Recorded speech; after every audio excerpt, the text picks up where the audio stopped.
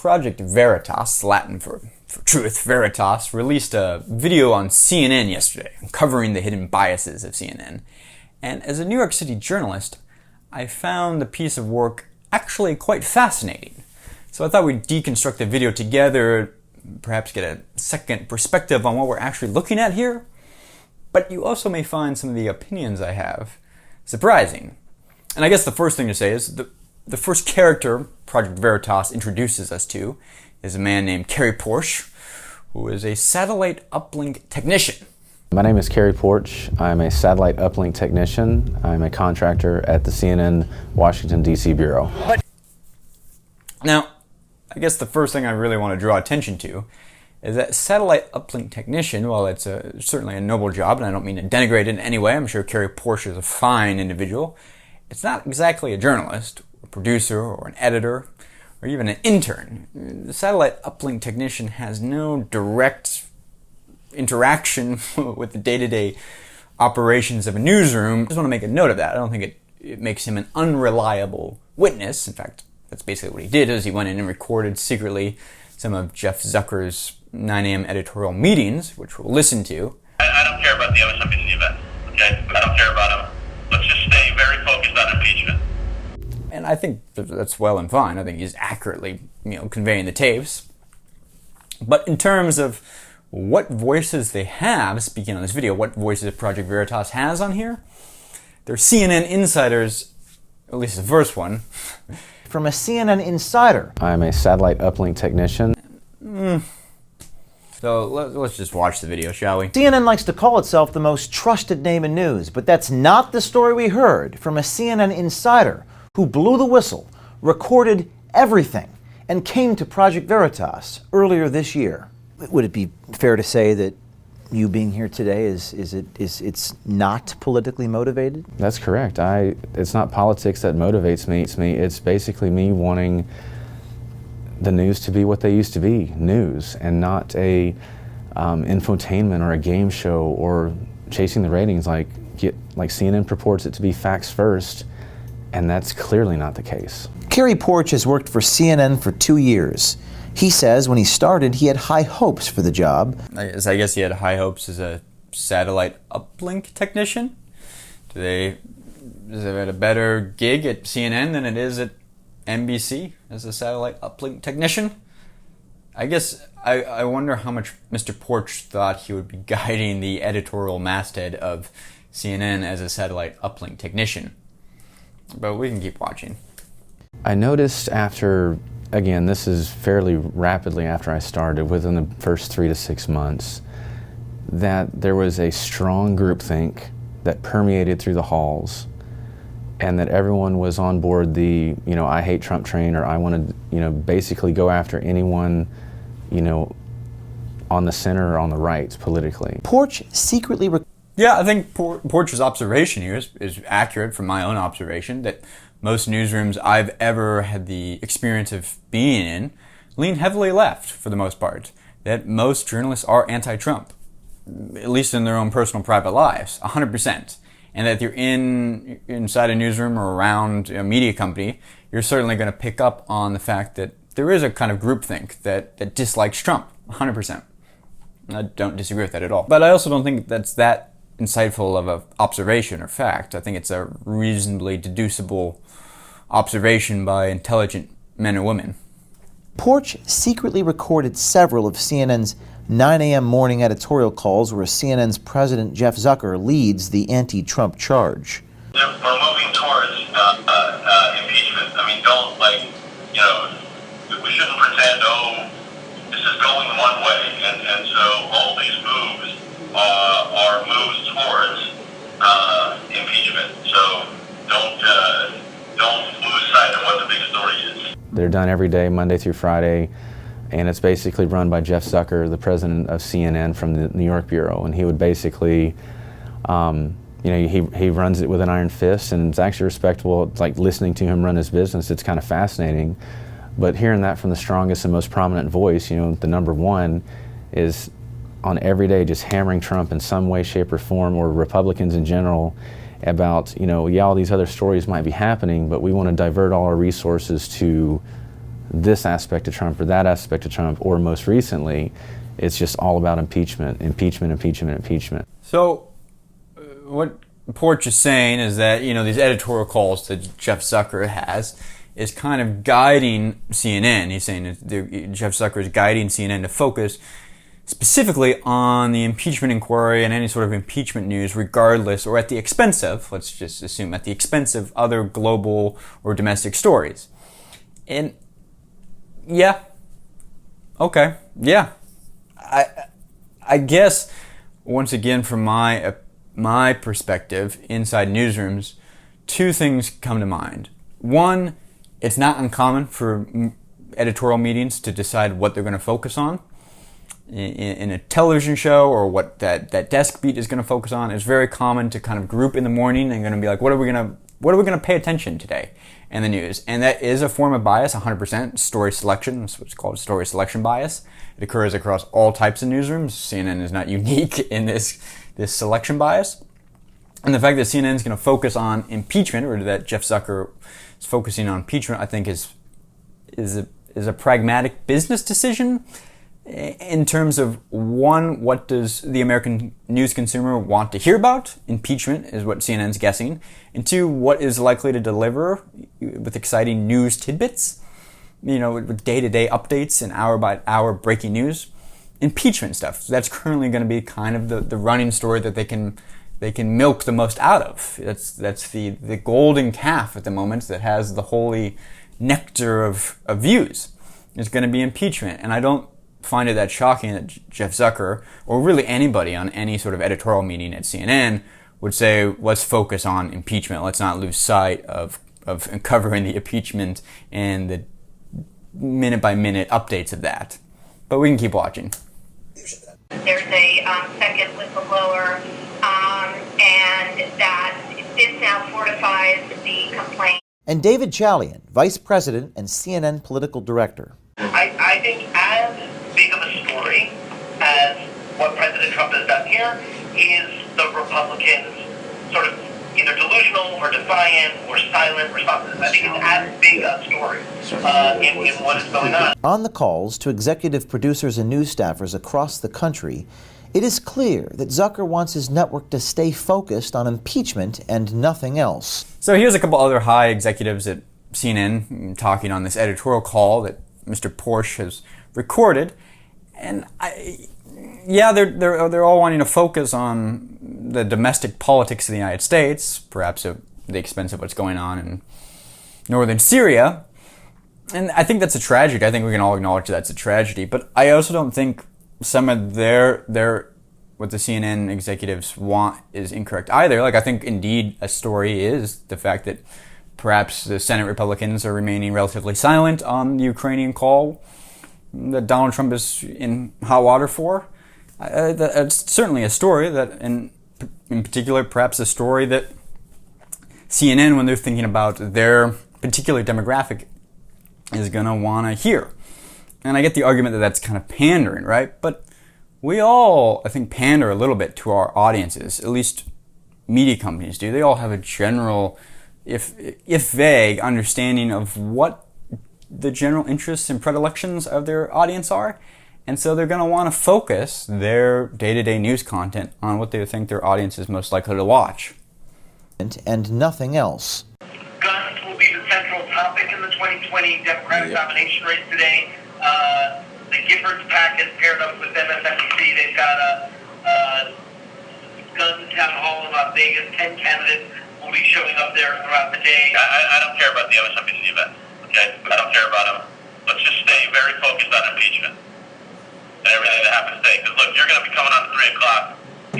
Trump is at 2. All the president's men are part of the cover-up. So there's a CNN producer talking about an alternative story about the Giffords PAC and about gun control, and Jeff Zucker kind of overruling, saying, I don't care about that. I don't care about what MSNBC is doing. I want to stay focused. CNN should stay focused on impeachment. Forget MSNBC. Forget what our competitor is doing. Let's stay focused on the impeachment. That's pretty common in editorial meetings to have. Newsrooms are pretty tyrannical, and they operate very hierarchical.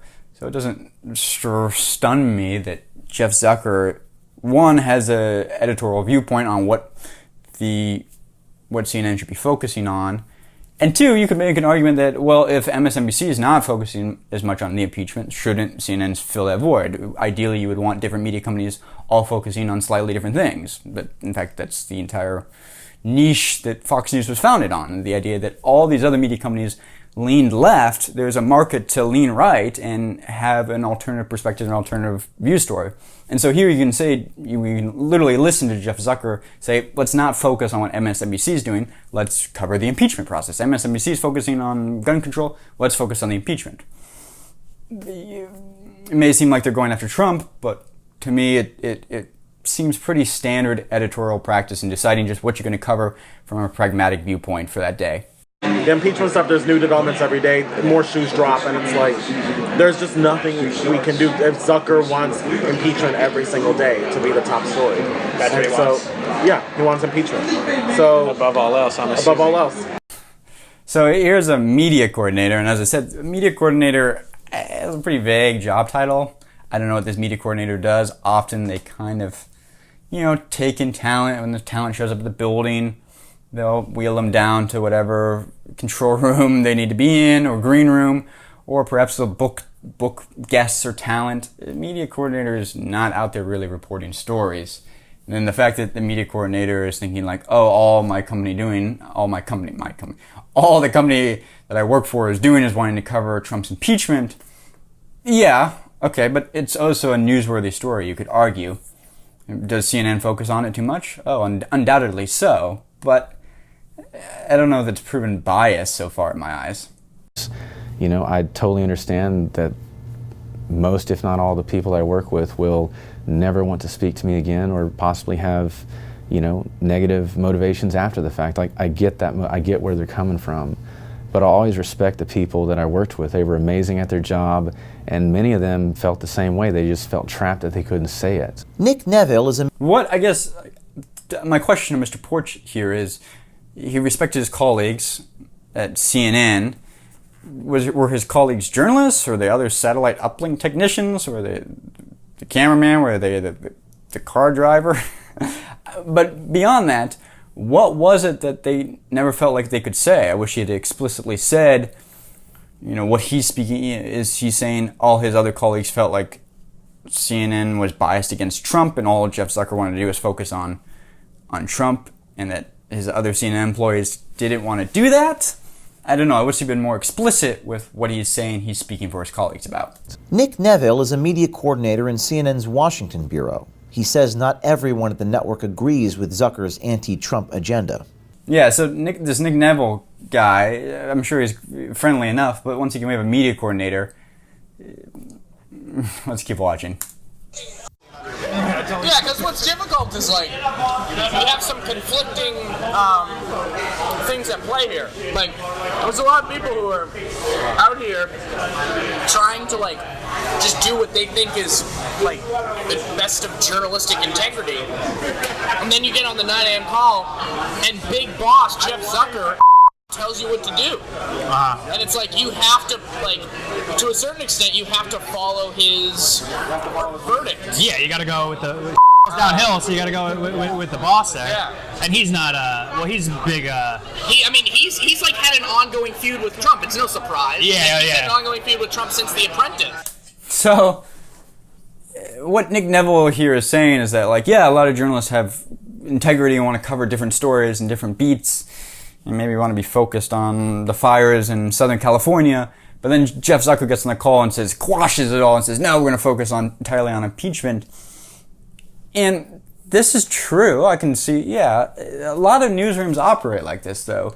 Often the editor-in-chief of a newsroom, or executive producer, whatever it may be, who's ever the kind of top dog for whether it's that news hour or that publication, has to often keep in mind the more grittier business aspects of what they're doing, and that media companies have to make a profit. They're there ultimately as a private enterprise, and to do so, they have to think about what's going to get them eyeballs, because what's going to get them eyeballs is going to get them advertisements, and what's going to get them advertisements is ultimately going to make them money, which can continue to employ the journalists to do some of the reporting that they want to do.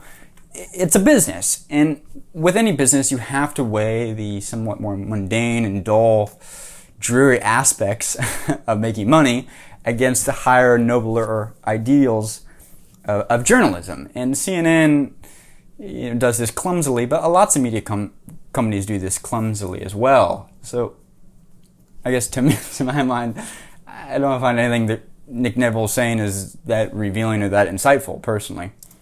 Yeah. An ongoing feud with Trump since The Apprentice. In 2004, Jeff Zucker was one of the executive producers at NBC Entertainment that greenlighted and produced The Apprentice, a show that turned Donald Trump from real estate tycoon to a mega star. Many say the shows and Trump's success helped Zucker rise to the top at NBC. And then, according to Neville and others, Zucker, as the president of CNN, helped Trump become the mega candidate. He's known Trump for a long time. Like, they worked together back during The Apprentice. And hates his guts. Okay, so Nick Neville makes that statement, this kind of declarative statement that Jeff Zucker hates Trump's guts, and Project Veritas provides some context, I guess, that Jeff Zucker worked at NBC at the time and helped build up The Apprentice. Donald Trump got successful, but they don't really explain how Jeff Zucker came to hate Trump's guts. I feel like they're missing connective tissue there. Ipso facto, why you can make that statement, but what's the evidence to support that Jeff Zucker has some sort of personal vendetta against Trump? I find it more likely and more convincing, and I've never worked at CNN, I find it more convincing that Jeff Zucker, being the head of CNN and thinking about running a massive media company and keeping it profitable, wants to focus on the subjects or the topics or the daily news that he thinks is going to draw the largest audience. And in that case, it's going to be Trump. And it's the famous line, it's not personal, it's business. My guess is that's how Zucker views it, unless somebody is able to convince me otherwise. Just surprised CNN hasn't been able to take down Trump yet. I was just going to ask. Yeah. How are we going to do it? I was just I was like... I mean, I feel like they're trying. But... Yeah. I mean, what could they do more? I mean, other than what they've been doing. Yeah. But to a certain extent, CNN created Trump's celebrity. Like, created this whole, like, not his celebrity, but created his candidacy, made him legitimate because they felt like they needed to show everything that he did from the beginning. So, like, Jeff Zucker can't really complain. Like, he kind of put this in action. Yeah, why would they do that, though, truly? I don't get it. Ratings. And that's sometimes what I struggle with, like, a lot of the decisions, I guess all media companies make, but it's like, you know, they're out to make a profit. So when people criticize, you know, the media, to a certain extent, some of the criticism is accurate because it can't totally be, like, completely for the objectives that you're seeking. Like, you know, I totally want to do just, like, the truth, like the dogged reporting. But then you have higher up executives like Zucker and other people who are saying, well, we got to make profits. So you end up with things like, I don't know if you heard this, but this week they had like a game show to like decide what dates there was going to be this debate. Yeah, exactly, Nick Neville. They're out to make a profit. I agree. I think the media is culpable in many ways for electing Donald Trump. They gave him lots of free airtime, and by putting a camera on somebody, you legitimize them, and the more you put a camera on an individual, whether it be Donald Trump or Joe Biden or Jeb Bush, whoever you put a camera on the most and cover the most, it legitimizes them in the eyes of average people, because you see them up on the big screen and you think, well, I might as well take them seriously. CNN's taking them seriously. They're putting them on the news. So yeah, certainly CNN and every other media company is definitely culpable in however much blame you want to assign or not blame you want to assign to Trump being president. But Nick Neville, I feel like, is not saying anything that, once again, saying anything that insightful that would not be deducible or an observable fact by reasonably intelligent humans. So it's like, you know, you have people who are genuinely have all the right motives, but then you also have people who are like, well, we got to make money and we got to attract viewers. So if we just talk about Trump all day, people will watch. Yeah, it's a balance. It's a balance between economic viability and journalism. And that's a balance that every cable news channel struggles with. That's why most, whether it's CNN or NBC or Fox, often divvy up their hour slots into kind of infotainment. You have your kind of opinion pieces like Sean Hannity, Tucker Carlson, whatever, Don Lemons of the world for CNN. And then during the day, the primetime hours are usually opinion. They're not actually acting as journalists in that capacity, and they don't claim to be acting as journalists in that capacity. And then during the day, you have this, the Shepherds, or the Wallaces, or the Jake Tappers, and those are actually journalistic hours, whether they be at Fox News or CNN. And each cable news channel tries to juggle between covering topics that are going to make them profit and get them audience, and covering topics that are newsworthy and or will inform the electorate. It's a juggling act that no cable news company does that well. It is, after all, a human endeavor, journalism. And I'm not absolving CNN here of anything other than just to say everything that I guess is being revealed about CNN here, I think could be immediately applied to any other news organization that is employing people at scale, that isn't operating entirely off of venture-backed money, but actually has to turn a profit. And whether that be Fox News or CNN or NBC, let's keep watching. Mike Brevna, a CNN floor manager, worked the overnight shift of the 2016 election at the D.C. Bureau. Man, what was it like the morning after this past election here in the Bureau? Well, I came in that night. The night of the day after you came in that night? Yeah, the election, I came in like 10, 11 o'clock that night. Okay. And, right around the time they called it. Oh, so you came in actually election day. Election day. The night of that, as it was going into... Because I worked the overnight. Oh, I see what you're saying. Man, how was that? Yeah, so now they're just asking, like, what was it like the day after Trump was elected? And I'm sure these individuals are going to have responses, but I can guess what they're going to respond, which was that it was very quiet, it was very solemn, it was very depressing, because that's how it was in New York City. New York City is a very liberal town, and the fact that Donald Trump won on election night was shocking to a lot of New Yorkers. It just was. And I remember going into the newsroom the next morning, and it was deathly silent. You would have thought JFK had just been shot in Dallas. The mood, the kind of collective mood of New York City at the time, was very sad and quiet. And so if this is indeed what they report CNN was like, it's pretty par for the course across any newsroom in New York. Now, does this absolve this of some sort of like, oh, this proves that the newsroom has a liberal bias and they were sad?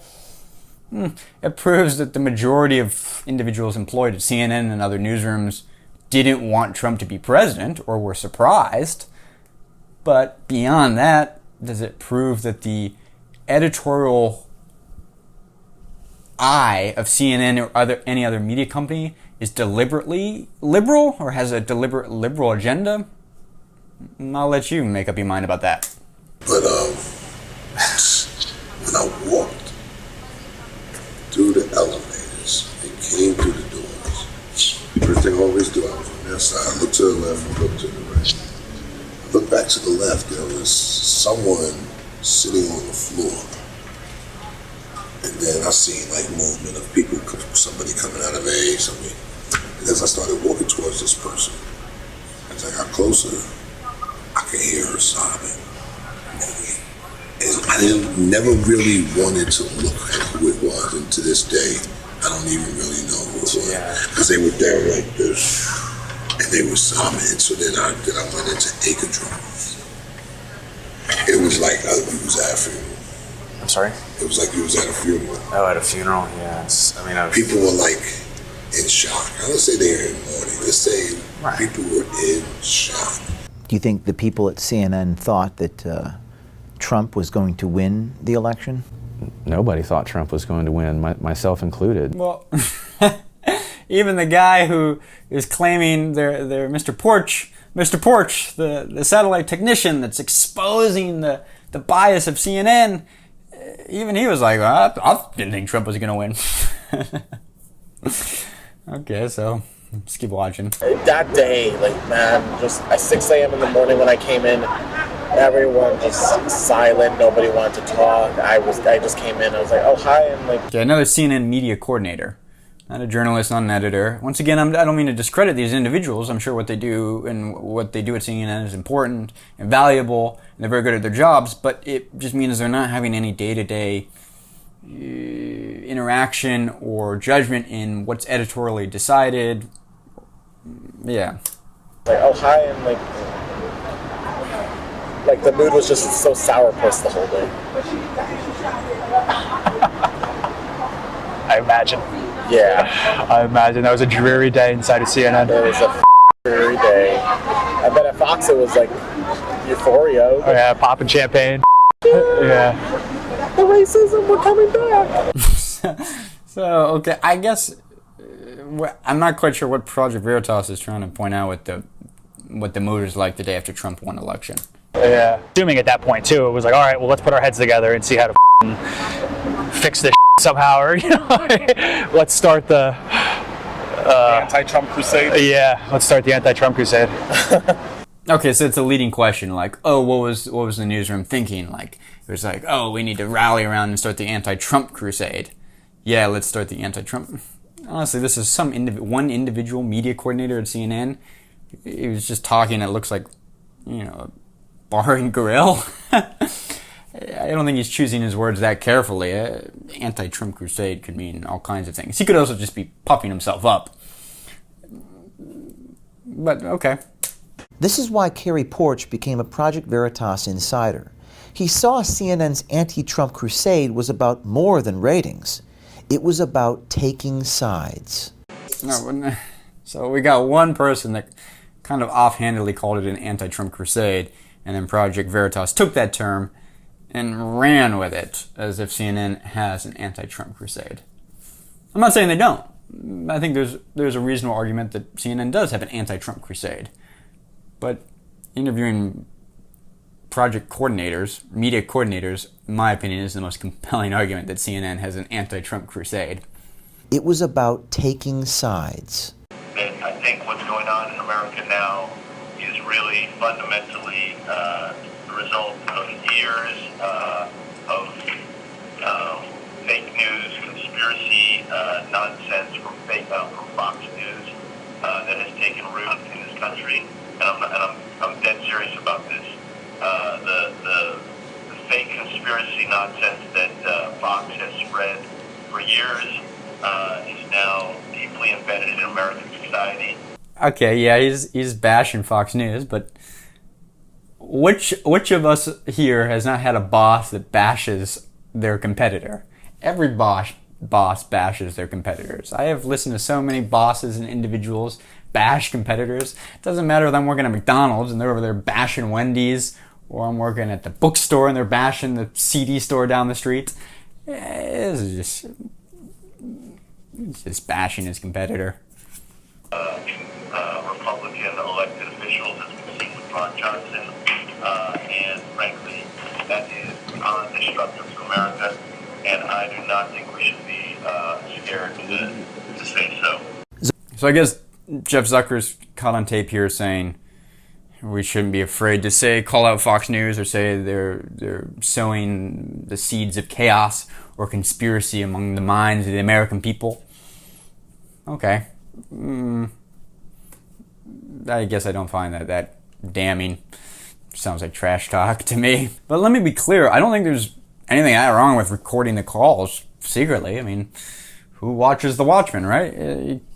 Keeping the media companies honest by recording their calls, I think you get to see really what they're talking about. And if this is indeed the kind of most damning evidence that Project Veritas has, I think it's interesting, but I don't think it's that particularly insidious. But I don't think there's anything wrong with recording the call either. I think it's fascinating for the public to see how editorial meetings go in newsrooms and how story selection is decided. Zucker sounds more like an angry tyrant than a network news president. So I just want to say on the Lindsey Graham front, I know that there's a lot of people at CNN that are friendly with Lindsey Graham. Time to knock that off, and it's time to call him out. And, I think he's under full-time contract now at Fox News. He's done his last 26 interviews in cable news at Fox.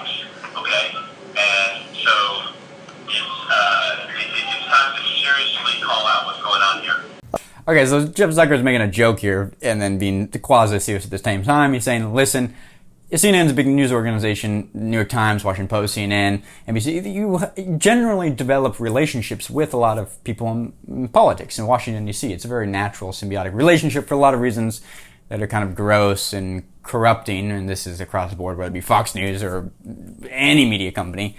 And Jeff Zucker saying, like, you may like Lindsey Graham, he may be very charming, he's being a hypocrite, or Jeff Zucker feels like he's being a hypocrite. Hey, we need to start calling him out in our news shows. Like, I don't care if you're friends with him, we got to start calling him out in our 5 o'clock lineup. And the fact that Lindsey Graham's appearing on Fox News so often that he must have a paid contributor contract, for goodness sakes. Like, is Lindsey Graham getting a cut on Fox News? Like, what the heck? He's appearing on Fox News all the time.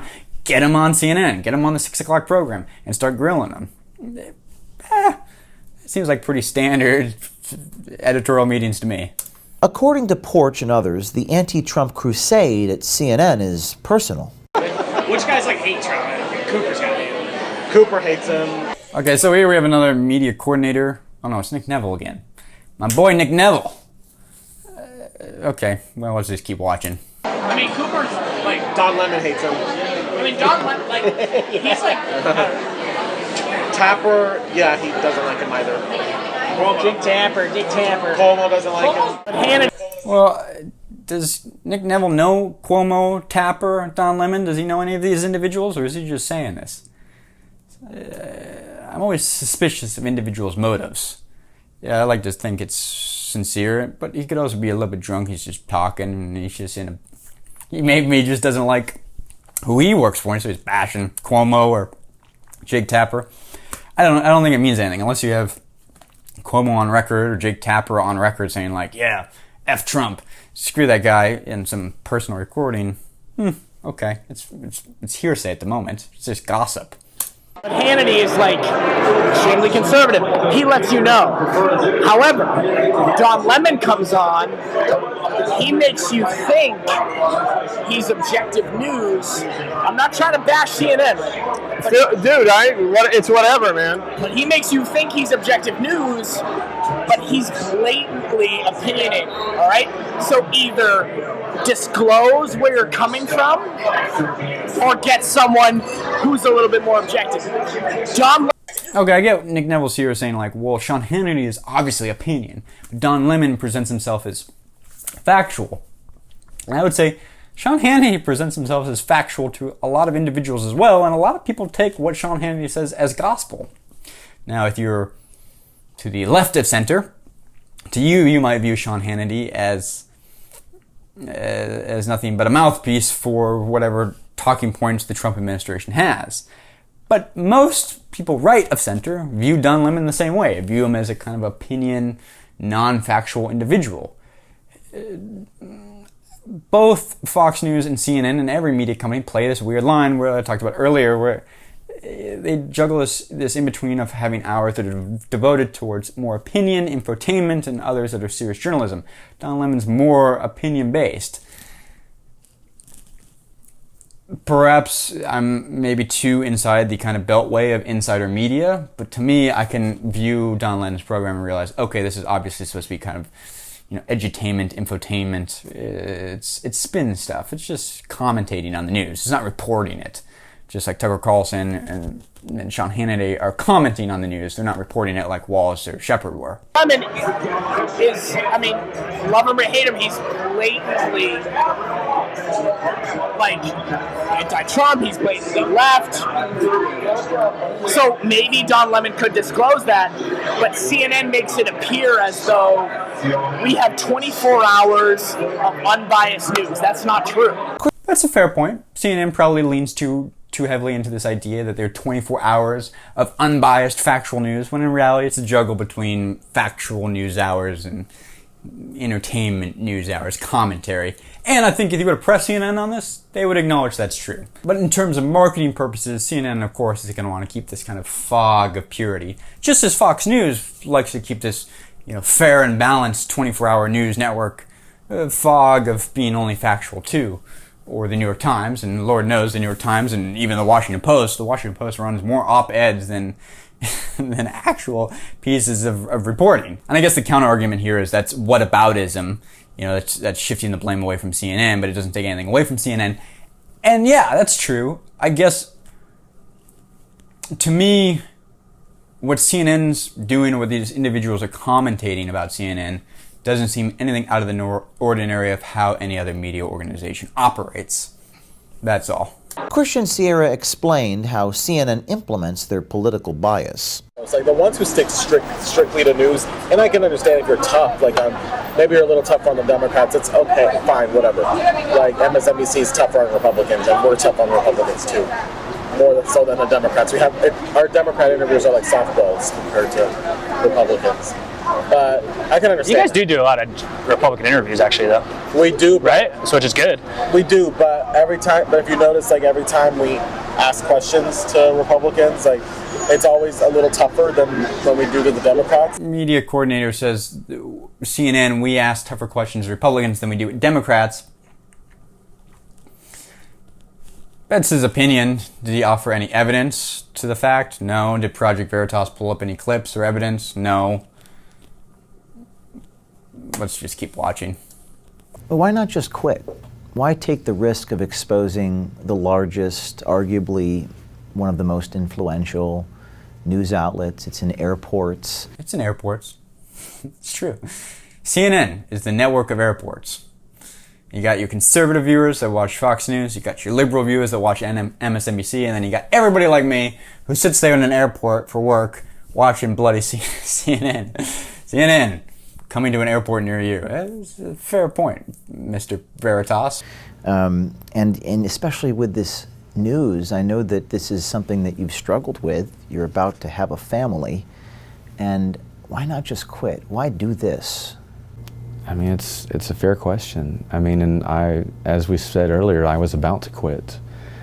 And I wrestled with the decision long and hard. I mean, you and I spoke for weeks before we kind of decided to do this.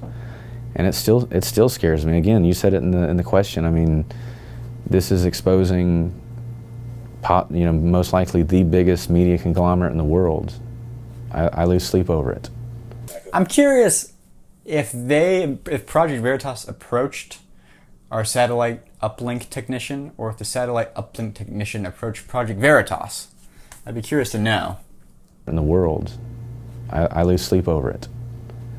But I decided to wear the camera because I didn't see any other option, because I noticed that I was in a very unique position in space and time to just do something to protect the Republic, to basically put everything in the sunshine that I could, let the cards fall where they may, and hopefully, again, just dovetail into letting us at least have one more fair and free election. I like this kind of nobler idea of, one more free and fair election. Does that imply that 2016 was the last free and fair election?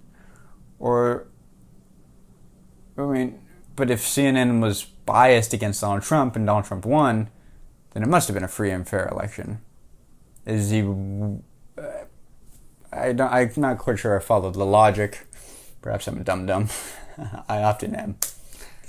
Just dovetail into letting us at least have one more fair and free election. A recent Gallup poll said only about 14% of the American people have a great deal of confidence in the U.S. media. As our insider exposed, that lack of confidence, at least in CNN, is justified. I just hope that others in similar positions will take the mantle as we all have. I mean, the Facebook insider inspired me.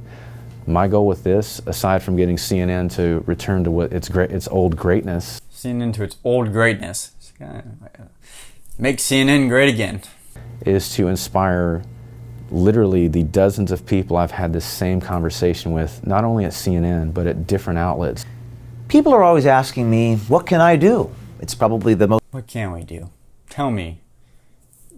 I'm not sure who you are. Tell me, Project Veritas. What can I do? It's probably the most frequent question that I get asked. It's maybe one of the most important questions. Well, there's a new answer to that question.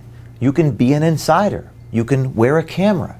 You can blow the whistle, like Kerry Borch did. You can be a turncoat. You can be an informant. I give Mr. Porch a hard time. I think the morning 9 a.m. editorial meetings with Jeff Zucker on the line were fascinating to listen to. Were they that damning? No, I don't certainly feel that way, but perhaps you do. But I think viewed to the context of trying to manage a business that has to make money, they make sense to me, those 9 a.m. editorial meetings. They were very similar to many meetings I have been in. You can blow the whistle, like Kerry Borch did. He's one of the bravest people I've ever met. You can do that too, but you have to reach out to us at veritastips@protonmail.com. Be brave. This is James O'Keefe with Project Veritas. Be brave, and we'll make money monetizing your voice into our videos. Just like every other media company, we'll use you too. This is Project Veritas. Well, okay, that's the video. Those are my opinions on it. Let me know what you guys think. I am no apologist for CNN. I don't really enjoy CNN. I think it's a pretty lukewarm media company that does focus entirely too much on Donald Trump at the neglect of all other world events for the most part. But I also understand from a business and profit perspective why CNN does that. Let me know what you guys think down below. Thanks for watching. My hair is looking goofy. See you guys tomorrow. Bye.